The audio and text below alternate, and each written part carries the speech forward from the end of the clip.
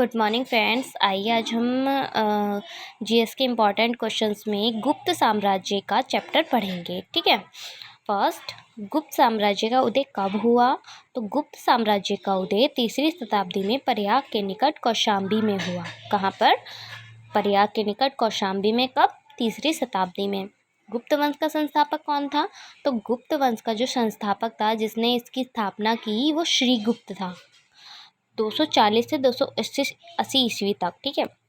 श्रीगुप्त का उत्तराधिकारी कौन हुआ? तो श्रीगुप्त का उत्तराधिकारी घटोत्कच हुआ। 280 से 320 ईस्वी तक इसका शासन रहा। ठीक है। गुप्त वंश का प्रथम महान सम्राट कौन था? तो गुप्त वंश का प्रथम महान सम्राट चंद्रगुप्त प्रथम था, जो कि 320 ईस्वी में गद्दी पर बैठा। चंद्रगुप्त प्रथम की पत्नी का नाम क्या था? तो चंद्रगुप्त प्रथम की जो पत्नी थी वो लिच्छवी की राजकुमारी कौन थी? कुमार देवी। चंद्रगुप्त प्रथम का उत्तराधिकारी कौन हुआ? तो चंद्रगुप्त प्रथम का उत्तराधिकारी समुद्रगुप्त हुआ, जो 325 ईस्वी में राजगद्दी पर बैठा। समुद्रगुप्त को और किस नाम से जाना जाता था? तो भारत का नेपोलियन। क्यों? क्योंकि वो जो था बहुत ही प्रसिद्ध योद्धा था, मतलब युद्ध में इतना निपुण था। उसने क्या किया कि आर्यवर्त के 9 शासकों और दक्षिणावर्त के 12 शासकों को पराजित किया था। उसने बहुत युद्ध लड़े और बहुत ही वीरता के साथ हर युद्ध में उसने विजय प्राप्त की।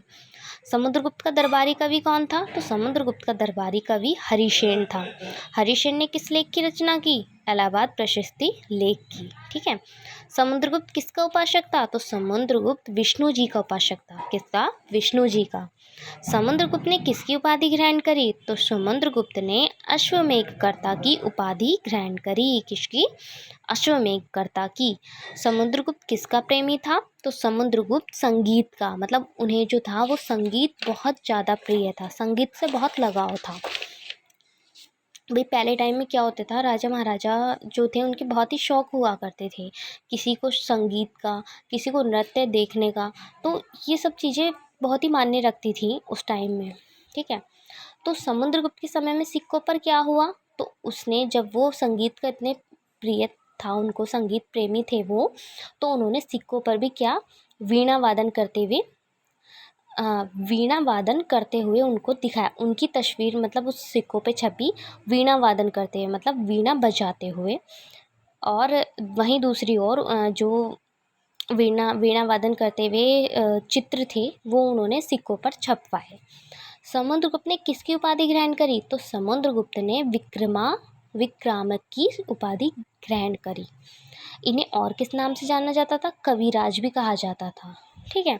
समुद्रगुप्त का उत्तराधिकारी कौन बना? तो समुद्रगुप्त का उत्तराधिकारी चंद्रगुप्त द्वितीय बना, जो कि 380 ईस्वी में राजगद्दी पर बैठा। चंद्रगुप्त द्वितीय के शासनकाल में कौन भारत आया? This is a most important question कि चंद्रगुप्त द्वितीय के शासनकाल में चीनी यात्री फहियान उनके दरबार में आया। शकों पर विजय के उपलक्ष्य में चंद्रगुप्त द्वितीय ने क्या किया? तो शकों पर विजय के उपलक्ष्य में चंद्रगुप्त द्वितीय ने चांदी के सिक्के चलवाए। भरपूर मात्रा में इनके समय में कौन से सिक्के चले? चांदी के सिक्के। ठीक है। चंद्रगुप्त द्वितीय का उत्तराधिकारी कौन बना? तो कुमारगुप्त प्रथम 415 ईस्वी में राजगद्दी पर बैठा। कौन? कुमारगुप्त प्रथम। अब बात आती है कि भाई नालंदा विश्वविद्यालय, जो कितना प्रसिद्ध विश्वविद्यालय है, नालंदा यूनिवर्सिटी जो है आपकी, उसकी स्थापना किसने करवाई? This is a most important question. तो ये कुमारगुप्त प्रथम जी ने ही नालंदा विश्वविद्यालय की स्थापना करवाई। कुमारगुप्त का उत्तराधिकारी कौन बना? कुमारगुप्त का उत्तराधिकारी स्कंदगुप्त बना। ठीक है। तो कब तक? 455 ईस्वी में वो राजगद्दी पर बैठा और 455 से 467 ईस्वी तक उनका शासन रहा। ठीक है। चलिए, आधे क्वेश्चंस तो मैंने गुप्त साम्राज्य के आपको आज करवाए, बचे हुए आधे क्वेश्चंस मैं आपको कल करवाऊंगी। चलिए, धन्यवाद।